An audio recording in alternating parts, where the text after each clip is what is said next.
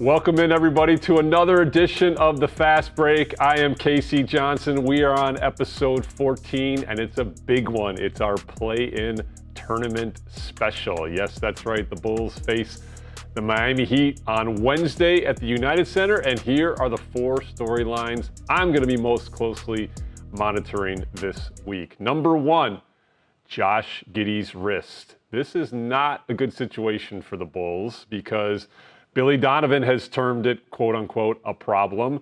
Josh Giddy did not travel to Philadelphia on Sunday for the Bulls' regular season finale. All the more reason to get more rehab on that ailing right wrist. And Josh Giddy has 2 more days of treatment coming up. We're taping this on a Monday. He's getting treatment today. He'll get treatment tomorrow. There is high-level optimism, using another one of Billy Donovan's quotes, that Josh Giddy will be able to play on Wednesday night, but at what level will he be able to contribute? How much pain will he be in? Et cetera, et cetera. Now, it is notable to point out that Josh Giddy did post a triple-double with that same ailing right wrist in the Bulls' final regular season matchup against the Miami Heat just last week.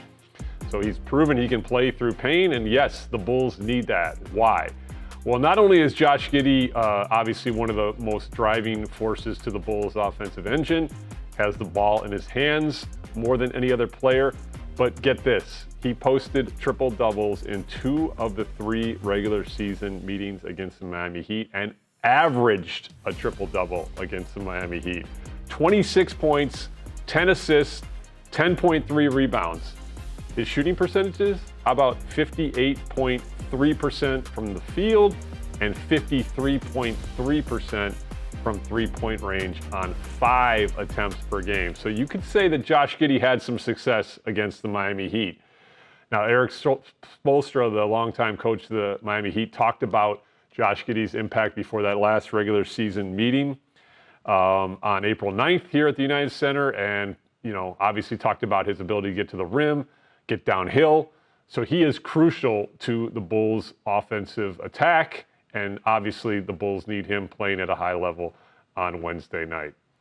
All right, storyline number 2, the season series. Now, I like how 𝗵𝗂 approaches this. He says these games mean nothing come Wednesday night, but they are still, somewhat instructive to look back upon, right? Bulls obviously swept the Heat this year, 3-0. How did they have success?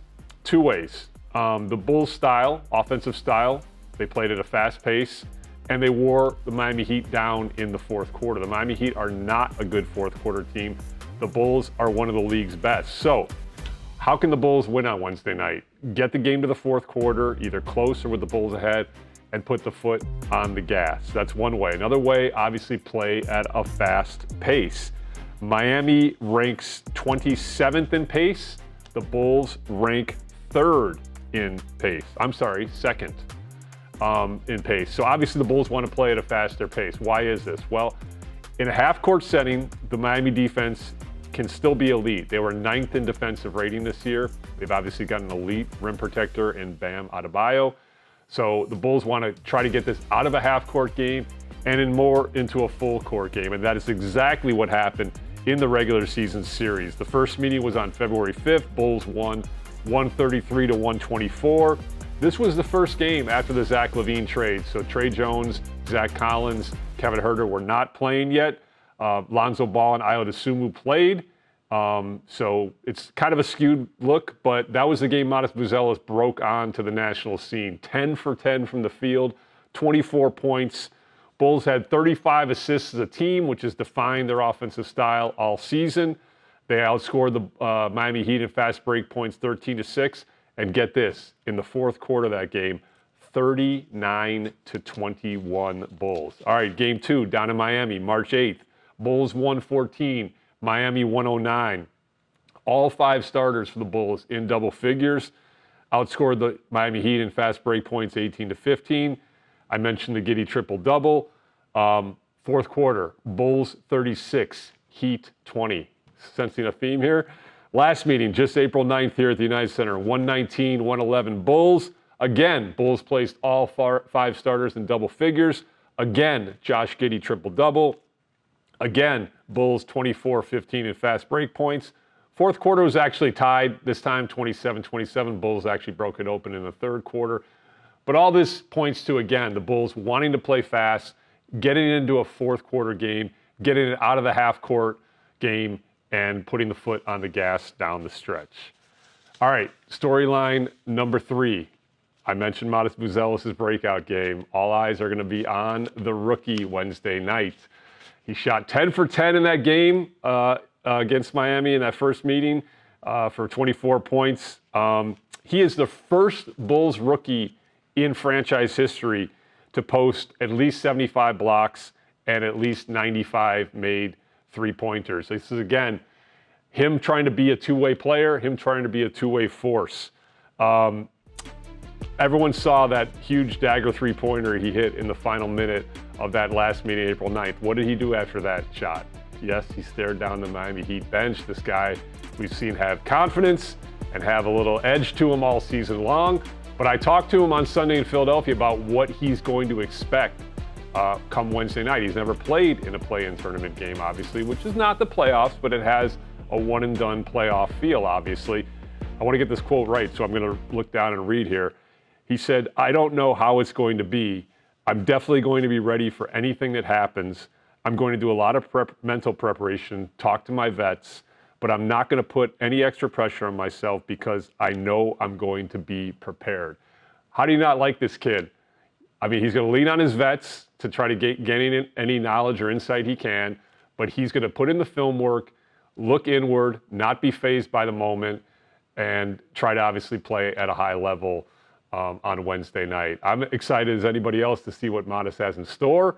That enduring image of him staring down the Miami bench is going to be one of the, to me, defining highlights of this season, and we'll see what he's got on Wednesday night. All right, last storyline for this week. Getting a little ahead of ourselves here. Obviously, the Bulls need to win Wednesday night, but let's say they do. Which is the better potential matchup for a Friday night game and the 8th seed at stake that night? Obviously, Atlanta and Orlando play Tuesday night.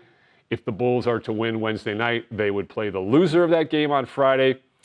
Bulls went 2-2 versus Atlanta during the regular season, but this is notable. All 4 of those meetings came before the Zach LaVine trade. Bulls went 2-1 versus Orlando. One of those games was post Zach LaVine trade, and that was the night Coby White exploded for those 44 points. And that's one of the many reasons I personally point to Orlando being the better matchup. Now you say Orlando's a better team. I agree. And I do actually think they're going to beat Atlanta on Tuesday night. But let's say they lose. Here's why I think they're a better matchup. Orlando, 30th in three-point makes. Bulls, 3rd. Orlando, 30th in pace. Bulls, 2nd. Orlando does not want to play the style the Bulls like to play. Now, they are a very physical team. They're a slow, grinded-out team, but they have trouble scoring at times. They go through periods where they struggle to put up points on the board. That's never been an issue for the Bulls. In fact, they have just finished the highest scoring regular season in franchise history, averaging 117.5 points per game. They also had the best assists total in franchise history and the most three-pointers made in franchise history. So this is an offensive-minded Bulls team, and you get into a one-and-done game against the Orlando Magic, you stay away from their physicality, you play fast, you get up and down. I think Bulls have a better chance of beating the Orlando Magic if they get to Friday than they do the Atlanta Hawks, even though I think overall Orlando is the better team. Atlanta's 3rd in pace. Let's say the Bulls beat Miami and do face Atlanta on Friday night. That's going to be a track meet of a game. But we've seen Atlanta of late put up huge offensive numbers. Everybody knows what Trae Young can do.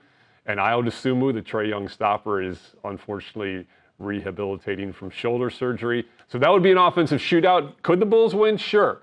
But I like personally their chances against the Orlando Magic better. That's if they win Wednesday night. Obviously, the Friday game is not for sure, but Wednesday is, and it's going to be electric here at the United Center. We can't wait to talk about it, bring you coverage from it. Kendall Gill, Jason Goff will obviously have the pregame show and the postgame show, even though we don't have Unfortunately, the broadcast on our airways will be all over it from a social and digital perspective. And as usual, we appreciate you checking out the Fast Break this week. And win or lose this week, we're going to have more content for you next week as well. So until then, I'm Casey Johnson. Thanks for watching.